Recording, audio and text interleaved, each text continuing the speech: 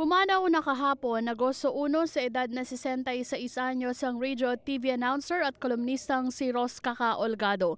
Alas 2:45 ng hapon nang bawian ng buhay si Olgado, mas kilala sa tawag na Kaka, ilang linggo matapos sumailalim sa angiogram sa Heart Center of the Philippines.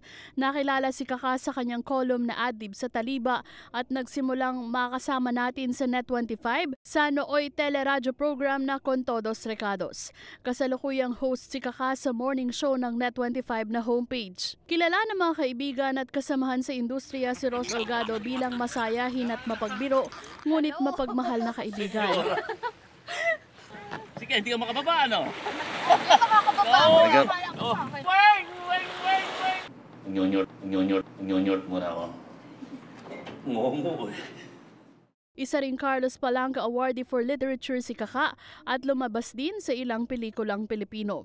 Miyembro rin siya ng board ng Movie and Television Review and Classification Board o MTRCB. Naulila ni Kaka ang may bahay na si Esa at mga anak na sina Rosan at Roy. Nakalagak ang labi ni Kaka sa Chapel 14 ng Funeraria Paz sa Araneta Avenue, Quezon City. Para sa iBalita, ako si Weng Dalafuente.